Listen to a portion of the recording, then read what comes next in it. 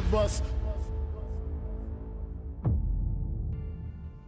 All right, folks, we're here at the finale, the final episode of the BMF Blowing Money Fast documentary, episode 8, Legacy, which indeed was an episode about the legacy of BMF, about the legacy of Big Meech, about sort of the legacy and the passing of the torch now to Little Meech, finally making his appearance on this documentary. But yeah, everything comes to a wrap, and for my hopes of having Terry on this, that did not happen. But it still was man, good. y'all getting this. He like, nah, man. But I got y'all something else. But y'all not getting me on this one. But overall, it was dope, man. It was a dope documentary. Definitely gets everybody truly hyped and prepared for all things BMF season 2. But just for the documentary itself, I thought it just did a fantastic job in pacing and the content that's within it, the footage, from the reenactments to the testimonies, the interviews and whatnot. They pulled it all together really good. And the celebration of this within the last, let's say about 10 minutes of this episode, as we see, like I said, the legacy of Big Meech now being passed to Little Meech, and his life and how his life is, trending to a different trajectory, being an actor, making the business legal, the cast, the BTS of the filming of BMF. I thought it was just done really well. But overall, what's your thoughts about the overall season and the finale? So it was a strong doc for sure. The finale, it's weird because the complaint I would have would make no sense because of what the doc gave us. Like, the doc gave us a story, as much as we always say of BMF, this is a story of Big Meech, not necessarily BMF. Yeah. Not as a whole. Like, it's always things I would want to know more about. Like, Terry has children. Like, none of this is mentioned really at all in the documentary. Like, not from Terry's perspective. This is strictly from Meech's perspective of everything. So you kind of want to see the other side of everything. But again, for this being the doc that's going to focus on Big Meech, it's extremely insightful. Yeah. Because the things I know people didn't know. How many people knew about the back and forth between Meech and T? Not too many people knew about that. When they talk about the shouting in the courtroom, that's another part. Like, come on, like we said, this is the first time they had spoken in 2 years, and it's on this day, and what they're about to cop a plea to, like, that's craziness. Like, again, it's just an informative doc on what made Meech, yeah, and the impact of the persona of Big Meech. Like, it's an impact that's felt to this day. As they said in the doc, like, how many rappers still rap about this guy? Like, it's never going to go away. Yeah. Yeah, and I also think, too, to kind of think about things, I was definitely, and especially within the finale, that really kind of cut a light bulb open in my head, was that Meech really didn't trust his lawyer. I'm surprised. With all the money he has in the world, he had a lawyer who seemed to be, I mean, he's not a high profile lawyer, at least I don't think he is, but like, I don't think that he trusted his lawyer to give him a chance here.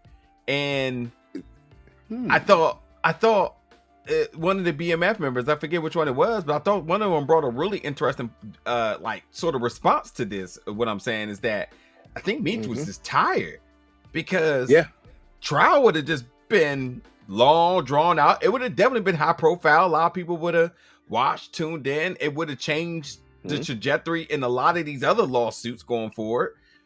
His ruling could have also been in the question at some later point, especially when you start talking about the evidence, because you have to think that, much like you said in the previous reviews, at some points he had to think like they don't got anything on him. And a conversation with his lawyer should have been like, they don't got anything on you. So then the mentality of saying they don't got nothing on you, then how can they get me here? It was the flip. It was something that wasn't talked about as much. And in all honesty, I didn't think about that much, which is, oh, we don't have to get you. If we get everybody around you, you'll snitch. I mean, not snitch, but you'll cop a plea because you have no choice. Because it's weird. They used the thing against Meech that we know is the strongest thing with Meech. Family. Yep. Like, he took that plea so they would stop going after everyone else. Yeah. Like, it to me, it was more hurtful that when they talked about sentencing day and nobody else showed up.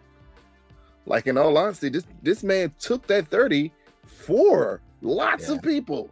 Yeah. And for nobody to show up, man, that is insane. That's an interesting thing, because I think they drew that out like in a way that's kind of unfair, because with 30 people indicted, well, that's who's gonna show up. Yeah, who's gonna show up? And then for the folks who had not been got, are you gonna show up? I mean, if you steal my guy, and I know what you did for me, even if what you did for me wasn't on the illegal side of things, I'm still gonna show up. Like, I just because think, you know, you going away for that long, you want to see some like good, like friendly faces before I go away for 30 years. Yeah. And again, this is a guy who took that 30 to save other people. That was the key part with Meech. He took the 30 to save other people. As he said, y'all had stuff on T. You had little to nothing on me.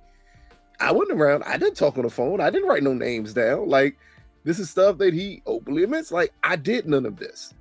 But again, you threatened so many people that he loved and cared for with years on top of years. And then we know these cops, how petty they were. Even in this doc, we see at the end, they kept their petty flag on. And if he doesn't cop a plea, he gets off, do they just arrest everyone around him? Yeah.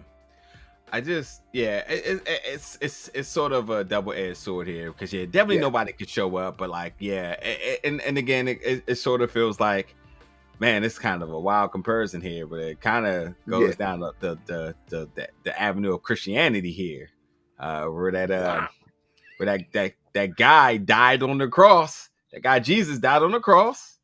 Everybody turned their back on him. You right?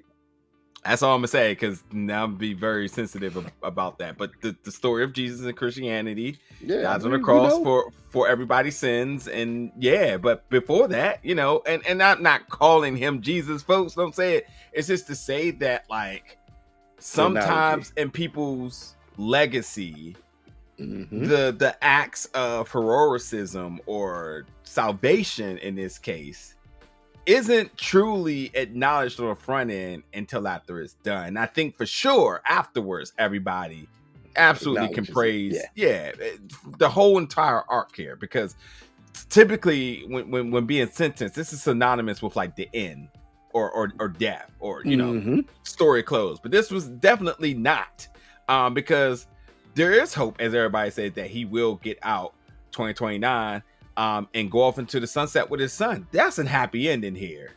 And the fact that he saved a lot of other folks, and all these folks that's able to sit here and talk about this, that's a fucking happy end. That's a win. And then on top of that, you talk about his name just ingrained in pop culture, hip hop, rap. Every single person is, listen, everything that he was doing that he wanted to be became bigger than life, and it never went away.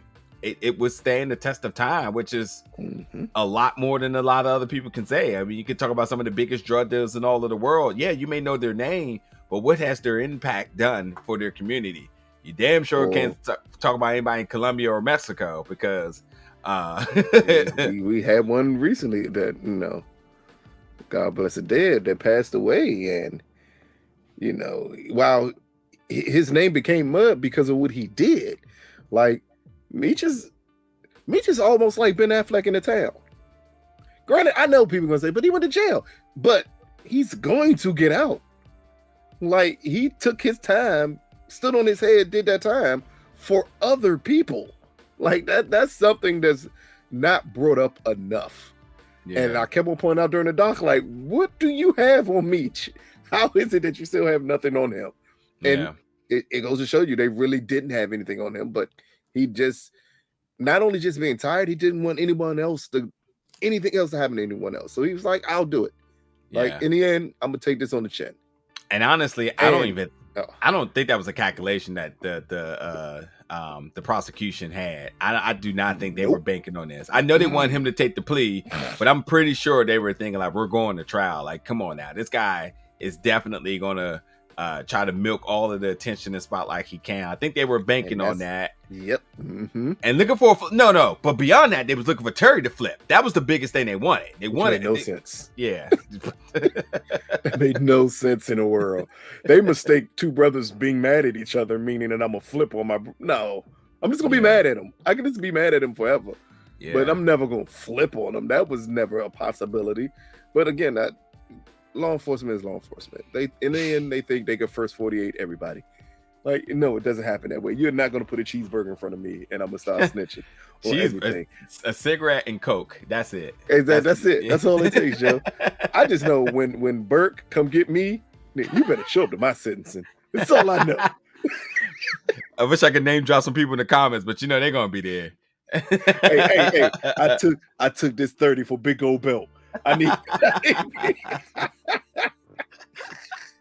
They still waiting for your indictment. They listen. This is the finale, folks. That Rico case, I don't think coming for y'all. Sorry. I hate to tell you. Oh man. But anyway, we could talk about a couple of little things in the episode and our recap review, folks. And I think a lot of what we've been saying is that Big Meech was living his best Tony Montana life, but instead he didn't go out like Tony Montana. It wasn't a big theatrical ending. He gave himself up, pretty low profile arrest in the low profile part of Texas and whatnot.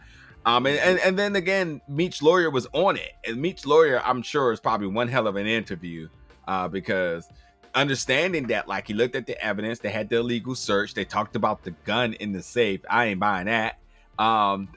Didn't have enough time to talk about that one, but like, so you gave him a plea deal for murder, and they didn't charge him with it, but essentially kingpin statute. But what's it called? CCE. And with that alone, most people were getting 30. So y'all didn't just go after life off break. Instead, y'all decided to give him a plea. Oh, okay, cool. Because y'all obviously knew that this was rolling of the dice as much as it was for him. Yeah. The goal was to see if he would actually take it to trial. And I think they offered him to go just to see if they get Terry to flip. That was the key part. Can we get Terry to flip? Because we have nothing on Meech. And it's so wild because you have to consider them equals. What's the brothers? The what's that called? The not the Melendez brothers. Man, definitely not the Melendez brothers. What are they called? The other brothers that was running a drug empire. I can't think of their names right now. But you have to think that obviously, but like, you're going after both people. Yes. You're not looking to go after one because you think one is running more. And even if you look at the charts now, they're both side by side. It's just odd to me that they've been so butthurt by this billboard, by Meech and his lifestyle. To me, I'm just gonna call it what it is. This is just a bunch of white cops saying, I hate that black person and his lifestyle. You go. Hey, we gotta. If we don't talk about nothing else in this doc, we're gonna talk about this guy in this bandana who was upsetting me every time he opened his mouth. All of this, I guess he wasn't. I guess BMF wasn't bigger than life. Oh yeah, he could not wait to get that line. You say that while you're literally on a documentary called BMF. Ain't a documentary of you, ain't a documentary of the police force. It's of BMF. Like, to even have that stupidity come out your mouth. Like, you're on a network that's doing a show about BMF. BMF is still larger than life. In all honesty, you don't want to call all of them or for it to come across like they're racist. I'm just going to say, again, it was cops that got hurt. You got hurt because someone beat you and someone played you. And you decided at that point, we're going to do whatever we have to do to lock him up. Yeah. And that's what you did. Yeah, I'm looking to fact check what I just said. So the Menendez brothers were the one that killed their parents. Yes, That's they killed their sort of parents. Yes. could be tied into this, but that's not who I was talking about. The Flores twins is what I was Ah, getting at. okay. Yeah, Okay. in terms of you're going after both. You know that they're equals. You're going after both. And the fact that Yeah. y'all had Terry dead to rights and y'all was It's banking for Terry to flip is the wildest thing. Logically, like we got Terry, so that's an easy going here. We actually need Meech to flip, if this makes sense to me, because you need Meech to put the complete padlock of saying the person that we got the most evidence on is a wrap. Terry. Yes. Is a wrap. You got him Or on how the about you calls. would just take down Terry and be like, hey, this is a huge hit to the organization, because we almost on here acknowledging he's the person who's doing everything. Yeah. Like it made no sense in the world besides that billboard. It's all about that billboard. That billboard hurt them so much. It put them so much into their feelings that they did everything after the fact. Yeah. Along with the sentence that is just utterly ridiculous. That utterly ridiculous. I can murder someone and get less time than that. Yeah. And you didn't get them for murdering. You got it for technically would have considered what a non-violent crime. Yeah. Like, come on, man. It's just crazy. So yeah, I mean, again, had Terry dead to rights, basically all the and like the lawyers say, like they had much more significant evidence on Terry. So you know you're gonna get Terry. So the idea is like you want to get both, but do you really want to get both? Because your whole focus seems like you just want to get Meech here. So you figure by getting Terry, just I don't know, whatever their tactic was, whatever they trying to like make this something is not. It's truly was just them want Meech by any means necessary. It's always been, it always will be that. Which makes it even interesting to know that by means of how Terry got out, they did not Meech too. They did not Meech for the yeah. It's just even though I would like to look into that more just to see what was the medical condition for Terry. Yeah. Like Terry's a big guy, so he could have used that to get out for it. But in all honesty, anyone should be able to use that during that time period. And they said, nah, we let one of y'all. I mean, Meech, though, you got to stay.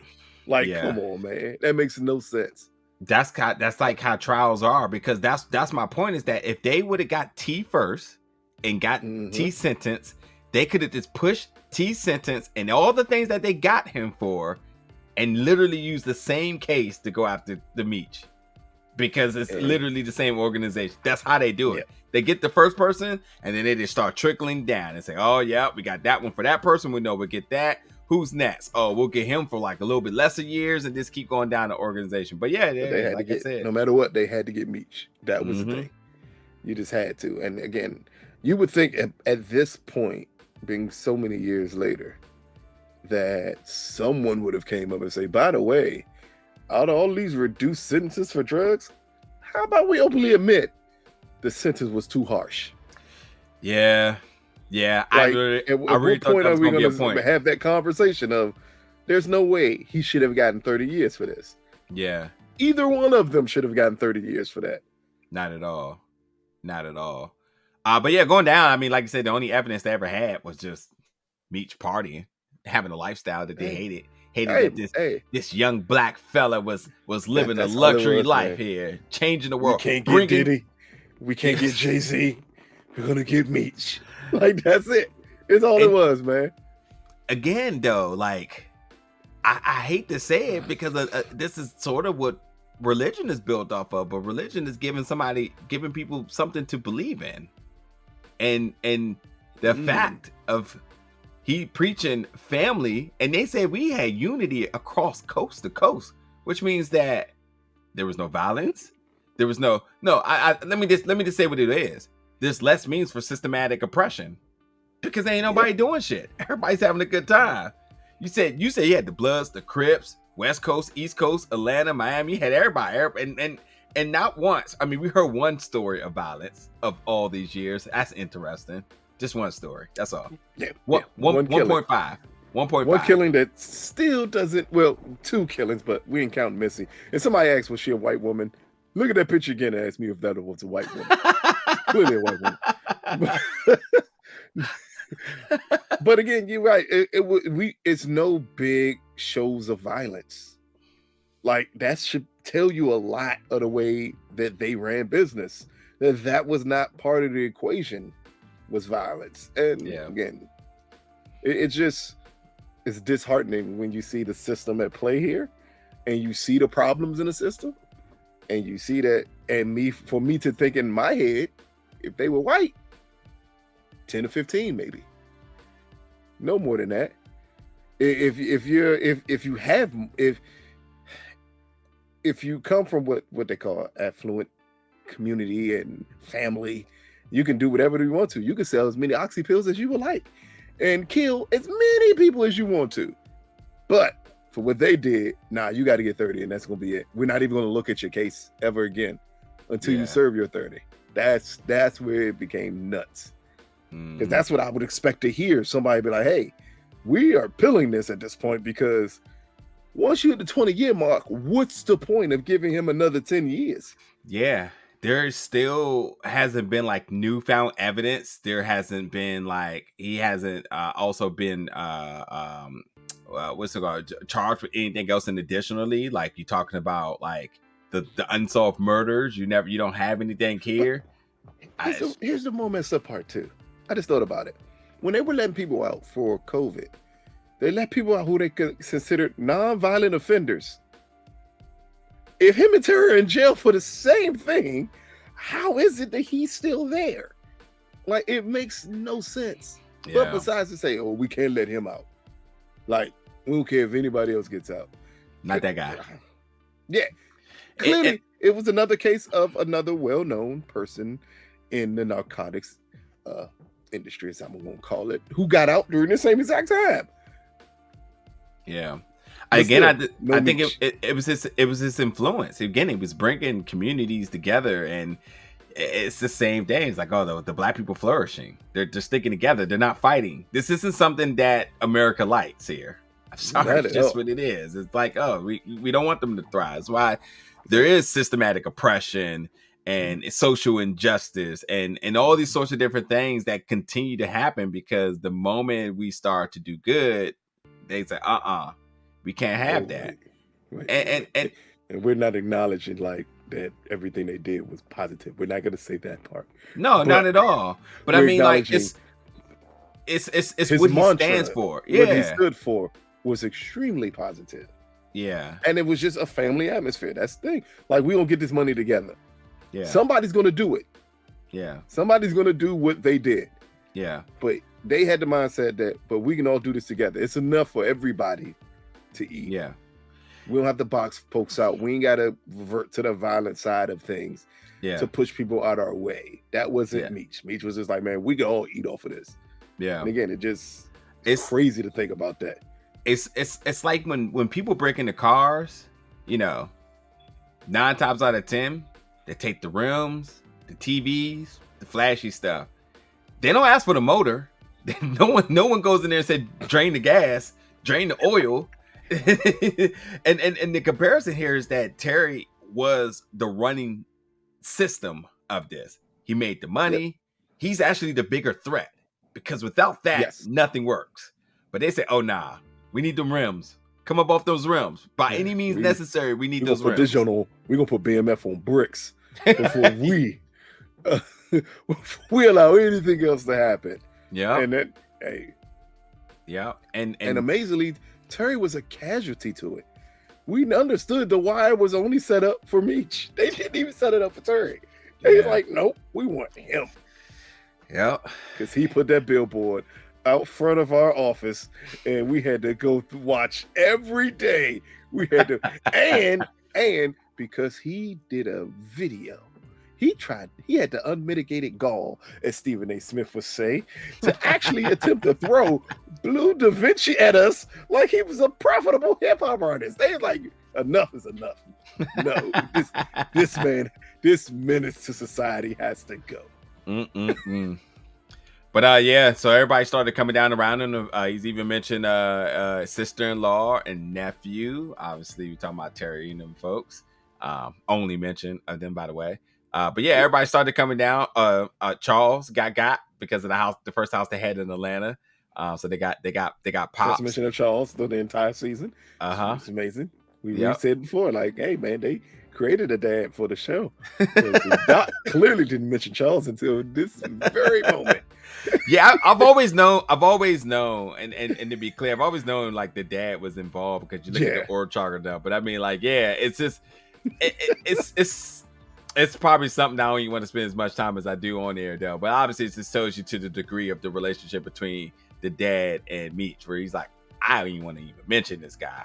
Just that irrelevant to things. But that's why the importance of what Lil Meech and Meech has now, as he mentioned, that by what 50 did brings them together. Well, let's get to the legacy in one second. I just want to go over the other thing. So the other little thing too is that White Boy Rick went to jail, got out, and he wore a free Meech shirt. I remember that. Yeah. And it another was one cool. Got 30 some years, Joe.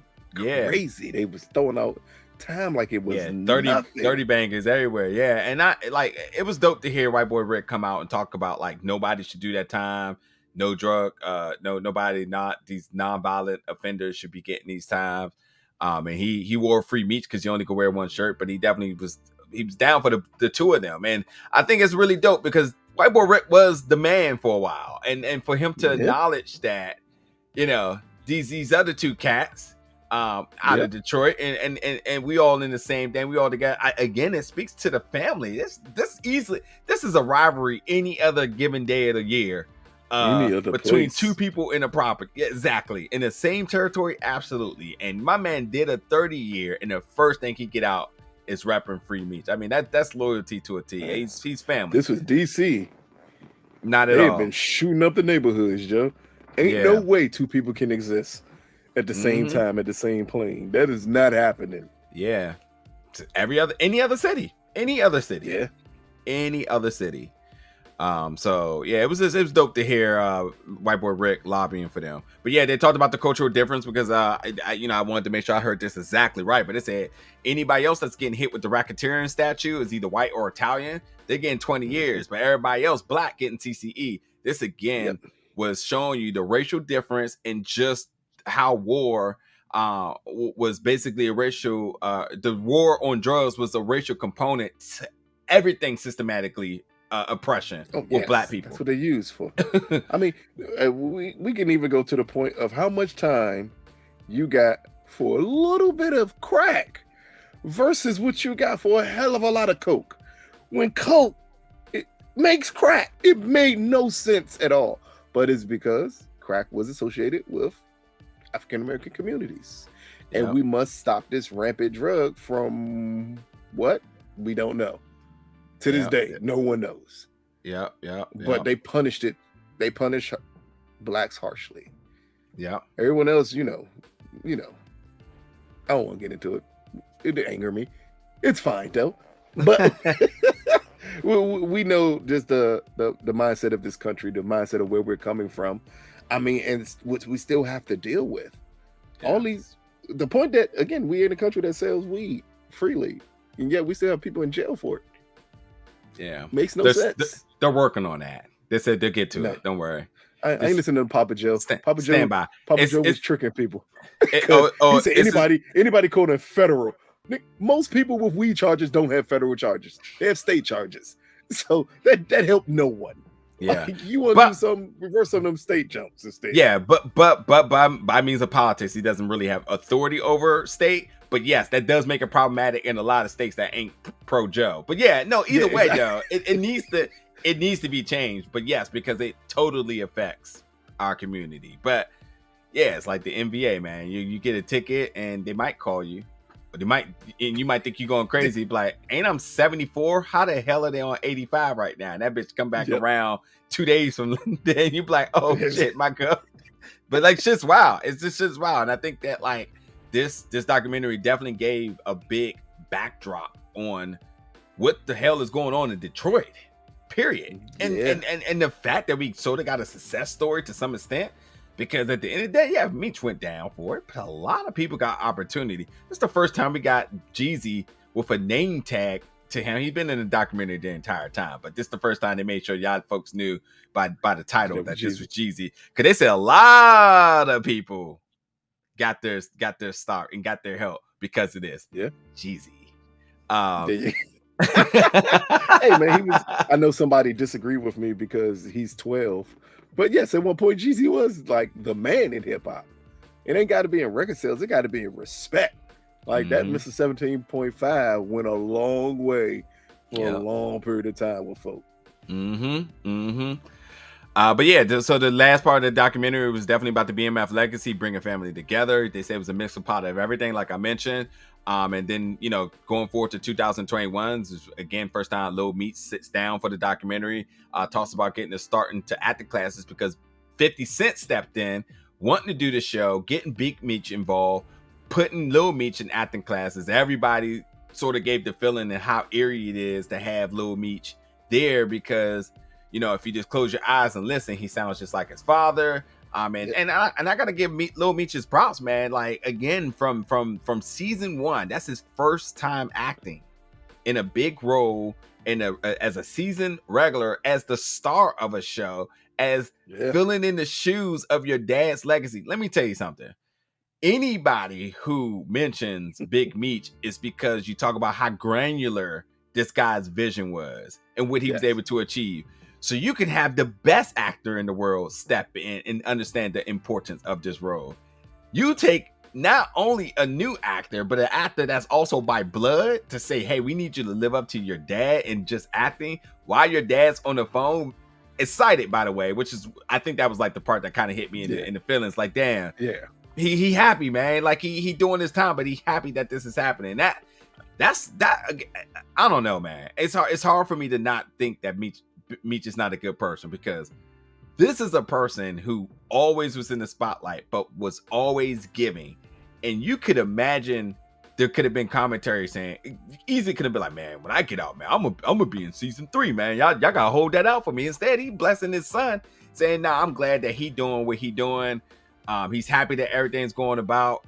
Obviously, being a contribution to the show, he does some narration in it in season 1. I just think it's just a lot of good energy amongst everybody. Seeing the actors along with the people that they're portraying. Seeing Michelle and Meech's grandmother Lucille together was dope. Seeing Da Vinci and Lil Meech and 50 getting the shot together. 50 obviously directing or on set, looks like he's directing or something, or producing, whatever. It's just a lot of good energy that went into this show happening, that now getting this BTS from this really makes you appreciate the show a lot. But really, truly, the contribution of what Lil Meech is bringing to the screen each and every time. I think you talk about the momentum that this brings going into season 2. I think this last 10 minutes not only gets you hyped for season 2, but it damn sure makes you appreciate and respect Lil Meech more than you ever had. Whether you just like, oh, it's just his son. He was just given a part, but he worked his ass off. I'm about to say, anyone who says it's just his son and he was just given a part doesn't understand what acting is. In all honesty, if Lil Meech had his way, this possibly would not have been the first role he took, because he understands the pressure of, I'm playing my father. Out of all, the only equivalence I could think of, if someone said, we're going to make a biopic of Denzel Washington, who are we going to do? David Jason. That's we're going to hire him to play his father. No. Anybody with sense will be like, nope, you're not doing that to me.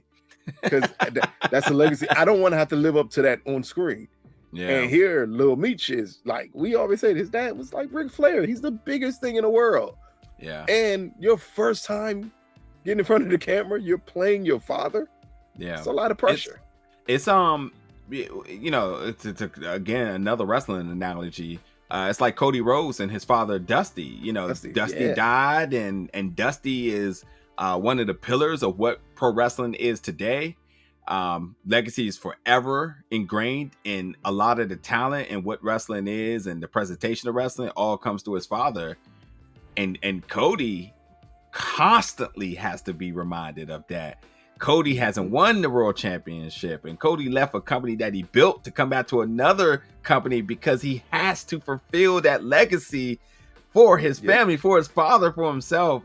And you look at this guy and he's completely motivated, but you talk about the speed bumps that he's went through to get there, and it's been crucial to him. And it's just not that easy to just say you're the son, you look like him, you should do it. It's like, nah. And on top of that, like they said, if he had not have done this, he would have been Big Meech number 2 easily, right on the way. And I don't know if they're just saying that to say that, but I think there's enough credibility of folks around to say like, nah, he's about to get out here and get it in. And why wouldn't he be able to get that respect? Everybody knows who he is. It's already built in.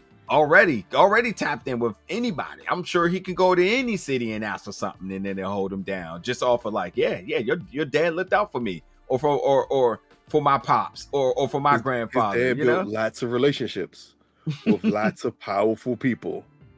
His name alone would carry so much weight, but instead he went the positive route. Yeah, and now look at him. He goes from season 1 of this, BMF being the first time he acted, to what, season 3 of Euphoria coming up next for him. Yeah, he's in that movie with Machine Gun Kelly too. Taurus. He's doing it. That's a heck of a jump.